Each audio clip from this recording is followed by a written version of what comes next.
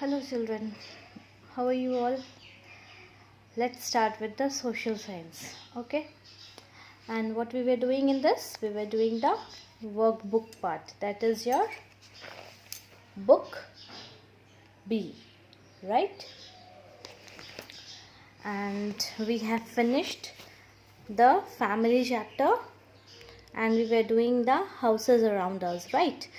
So what have we done in this?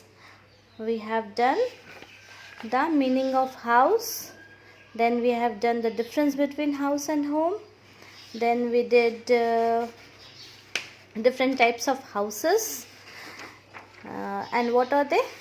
Kacha and Pakka house basically, and Kacha and Pakka house में भी we further bifurcate it into, bifurcate का मतलब division, okay?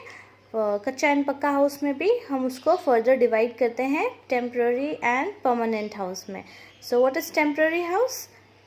The house which can be moved from one place to another. एक जगह नहीं रहता है, हम उसको उठा के इधर से उधर लेके जा सकते हैं. For example tent house, caravans, house boats, right? They are moving from one place to another. And in permanent house we have the houses which are fixed at one place. Kacha houses are also permanent houses because they cannot move. They do not move from one place to another. वो एक जगह से दूसरी जगह नहीं जा सकता है ना? So kacha houses are also permanent house. And what is a kacha house? House basically made of mud, straw, bamboo, right? And what is a pakka house? It is made up of brick, iron, steel, cement, isn't it? And what is the example of pakka house? Bungalows, apartments, right? Duplexes, tenements, these are pakka house. And what is kacha house? Kacha house is the hut in villages. झोपड़ियाँ होती हैं ना villages में, मिट्टी की बनी हुई, और वो छोटे छोटे घर होते हैं जिसके ऊपर घास डालकर बनाया रहता है, राइट? वो सब those are kachcha house. And what else can be a kachcha house? The house is made up of bamboo, right? पहले के ज़माने में ऐसे बांस के बने हुए घर होते थे ना, झोपड़ियाँ, वो सब कच्चा हाउस होता था, राइट? अभी थोड़े दिन पहले रामायण आ रहा था टीवी में, आपने रामायण देखा? उसमें राम जी जब वनवास चले जाते हैं और जंगल में रहते हैं तो कैसा घर में रहते थे वो? पत्ते का बना हुआ घर और बांस का बना हुआ घर, ऐसे में रहते थे ना, झोपड़ी में. दैट इज कच्चा हाउस, राइट? ओके. नाउ हम घर तो बनाते हैं, लेकिन हैव यू एवर इमेजिन्ड, कभी आपने सोचा है कि अगर सपोज हमने घर की 4 दीवार तो बना दी लेकिन ऊपर छत ही नहीं डाला तो क्या होगा? और छत को हम क्या बोलते हैं? जब 4 दीवार बन जाती है घर की और ऊपर छत बनाते हैं तो उसको हम क्या बोलते हैं? It is a roof over my head, right? So when we make a house, roof is the most important part of the house. क्योंकि बिना रूफ के तो घर बन ही नहीं सकता. अगर हम 4 दीवार बनाते हैं और रूफ ना बनाए तो क्या होगा?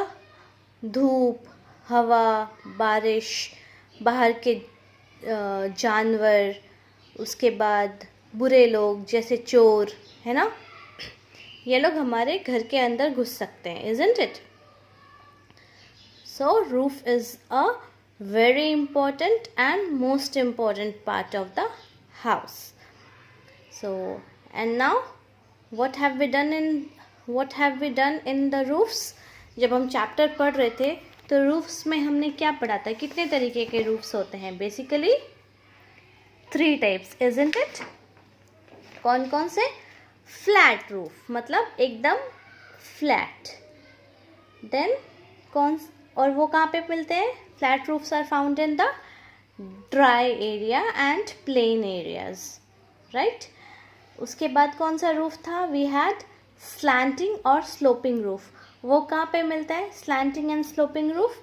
It is found in the rainy area and snowfall area, जहाँ पे स्नोफॉल होता है और बहुत ज़्यादा बारिश होती है. क्यों? क्योंकि जो रूफ है वो ऐसे टेढ़ा होता है ना, और वो जो टेढ़ा रूफ ऐसे होता है वहाँ पे बारिश आएगी ऐसे तो वो सारा पानी नीचे गिर जाएगा. राइट. फ्लैट रूफ कैसा होता है? ऐसा एकदम प्लेन. स्लैंटिंग रूफ कैसा होता है? ऐसे टेढ़ा. राइट.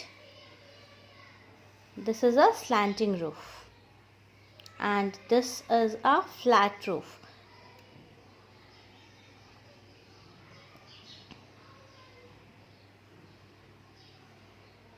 See, देखो ये slanting roof है ना, ये यहाँ से पानी सारा नीचे चला जाता है. एंड ये flat roof.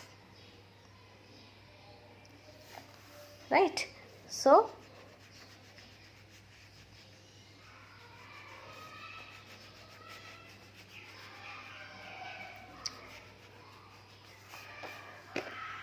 now it is clear what is flat roof and slanting roof.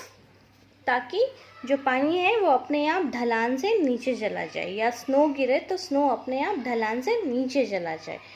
And then we have arched roof. What is arched roof? Arched roof is dome shape, गोल शेप का रूफ, जैसे igloo होता है. Right. वो किस लिए होता है? वो जनरली जो होता है डोम शेप वो पोलर रीजन्स में मिलता है, स्नोफॉल वाले एरिया में, क्योंकि वो हमारे बॉडी को ज़्यादा देर तक गर्म रख सकता है. क्योंकि जो गोल आकार चीज़ें होती है, गोल आकार घर होता है, उसमें हमारा बॉडी का जो टेम्परेचर होता है उसको वो कैच करके रख लेता है और वो उसको बाहर नहीं जाने देता है. तो क्या होता है, जो अंदर की गर्मी है हमारे बॉडी की वो घर के अंदर ही रह जाती है, इग्लू के अंदर ही, तो बाहर नहीं जा पाती है. तो हमें उसके अंदर गर्म फील होता है. अगर हम उसके अंदर आग भी जलाते हैं, सपोज़ ठंडी लग रही है और हम उसमें लकड़ियों का आग जलाते हैं, तो भी वो गर्मी जो है उसके अंदर ही अटक जाती है, बाहर नहीं जाती है. और उसका जो घर का दरवाज़ा होता है वो इतना पतला होता है कि वहाँ से हवा भी अंदर नहीं आती है.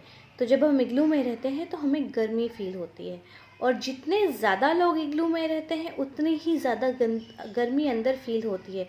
क्योंकि हम अकेले रहेंगे तो हमें अकेले अपनी बॉडी का टेम्परेचर फील होगा गर्म.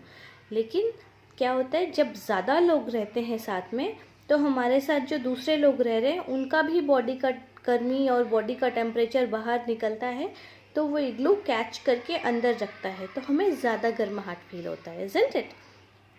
So 3 types of roof done.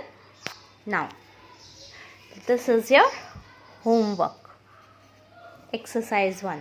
इसमें क्या करना है आपको अपने घर के छत पे जाना है.